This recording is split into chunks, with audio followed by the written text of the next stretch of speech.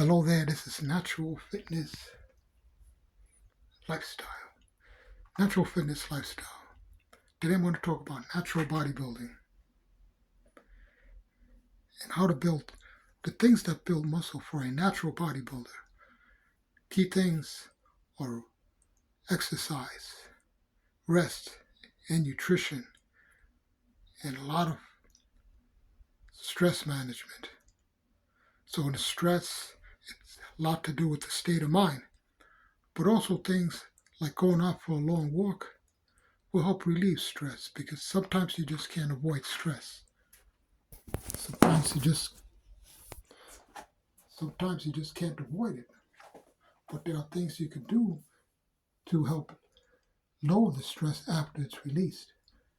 Because stress is epinephrine, the fight or flight hormone. It's released into the blood, but you can actually increase the circulation and move that epinephrine out of the blood. And there are other things like having a good relaxing breathing session, allowing nice breathing, yoga, meditation, excellent. So when you're working out, you can't overtrain. Everybody's talking about the high intensity, lifting as much as you can, but that breaks down muscle tissue. And after a heavy bout, 100%, let's say I can only curl 100 pounds, 10 reps, all out effort, one set. Guess what? One set will continue having devastating effects because it releases that epinephrine, it releases cortisol, brings inflammation, it starts breaking down muscle tissue.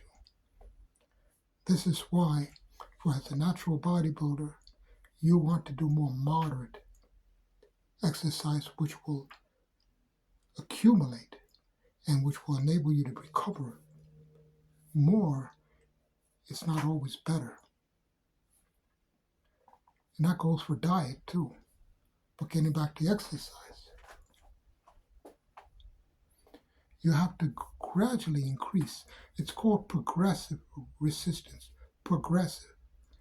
You start out with a lighter weight, you work up to more repetitions, then you increase the weight.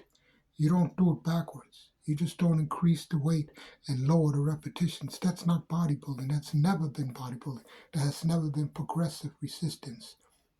That is not the progressive resistance principle.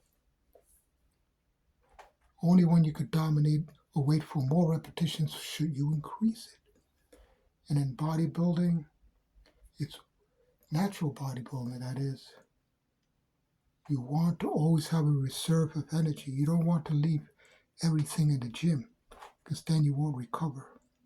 Your body will be continually breaking itself down. As a bodybuilder, you always have to tip the balance in your favor as far as energy. Always have to conserve energy. So that's why diet and rest is so important. Many people say bodybuilding is 60% nutrition, and they're probably right. You have to eat, but eat what you can assimilate. You are what you can assimilate. So if you eat a certain amount of protein, your body should be able to utilize it, but that's not always the case. A lot of people overeat protein, and especially at one time because they believe in eating one meal a day. I eat one meal a day, but I have a specific health condition which does not allow my body to digest food properly. Doctors, they haven't helped me at all.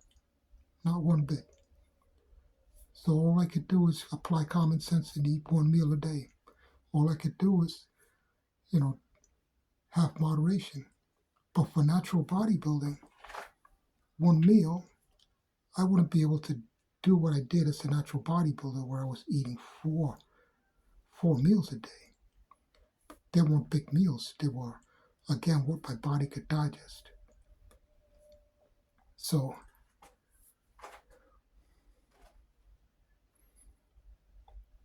How fast can you gain muscle? You have to just measure your recovery, measure your strength level. You have to measure yourself. That's just what a tape measure is for, and also the mirror as well. If you see that your body's getting smaller, then something is wrong. Either you're resting too little, sleeping too little, or training too hard, or not eating enough, or maybe all of the above.